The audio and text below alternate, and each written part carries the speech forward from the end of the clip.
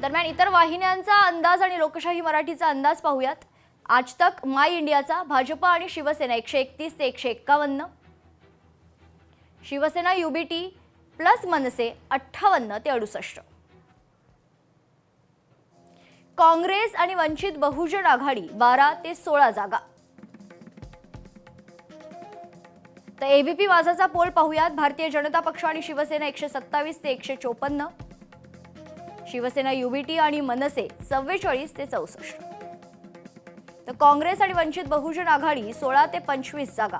हा अंदाज एबीपी माझाच होता। तर जेवीसीचा पोल पाहूयात। भारतीय जनता पक्ष आणि शिवसेना 131 ते 151, शिवसेना युबीटी मनसे आणि राष्ट्रवादी शरदचंद्र पवार पक्ष 64 असा अंदाज जेवीसीचा होता। तर काँग्रेस आणि वंचित बहुजन आघाडीचा 21 ते 51 जागांचा अंदाज होता।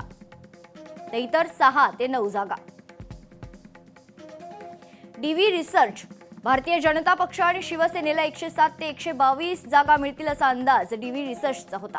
तर शिवसेना युबीटी मनसे आणि राष्ट्रवादी शरदचंद्र पवार पक्ष 68 ते 87 जागा, काँग्रेस वंचित बहुजन आघाडी 18 ते 25 जागा मिळतील असा अंदाज होता। राष्ट्रवादी पक्षाला 2 ते 4 जागा मिळतील असा अंदाज डीवी रिसर्चने व्यक्त केला होता।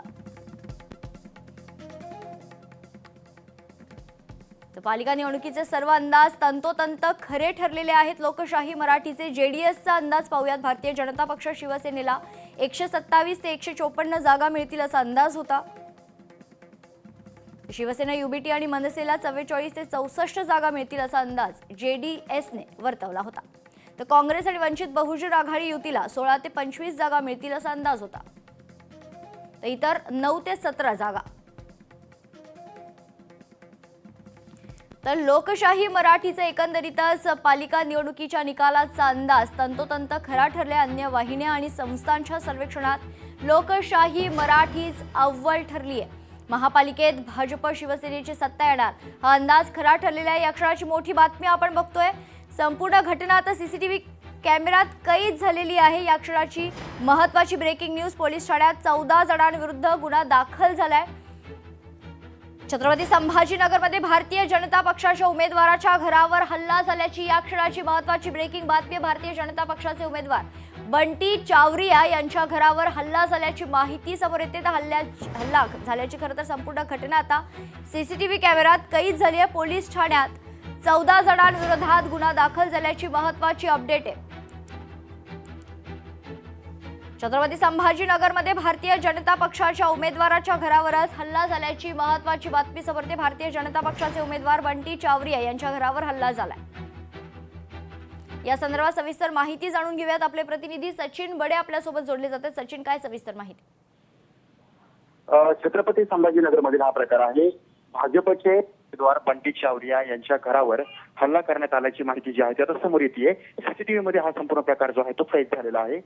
छत्रपती संभाजीनगर मधील ही घटना कालचीच रात्रीची आहे। कारण जो काही निकाल लागला त्या निकालानंतर समोरचा उमेदवार देखील पराभूत झालेला होता। तो कुठेतरी विजय झाला नाही, तर त्याच्या जवळच्या कार्यकर्त्यांनी हा हल्ला केल्याची माहिती आता या ठिकाणी या उमेदवाराने दिलेली आहे। तर घटनास्थळी पोलीस दाखल झालेले होते, त्यांनी पाहणी केलेली आहे आणि गुन्हा दाखल करण्याची प्रक्रिया सुरू असल्याची माहिती बंटी चावरिया या भाजपच्या उमेदवाराने दिलेली आहे।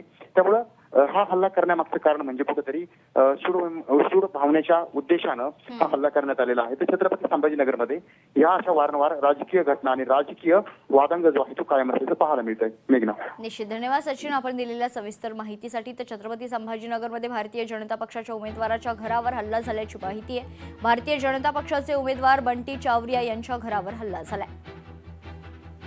हल्ल्याची संपूर्ण घटना सीसीटीव्ही कॅमेऱ्यात देखील कैद झाली आहे। पोलीस ठाण्यात 14 जणांविरोधात गुन्हा देखील दाखल झालाय। छत्रपती संभाजीनगर शहरात महानगरपालिका निवडणुकीचे निकाल जाहीर झाल्यानंतर तणाव निर्माण झालाय।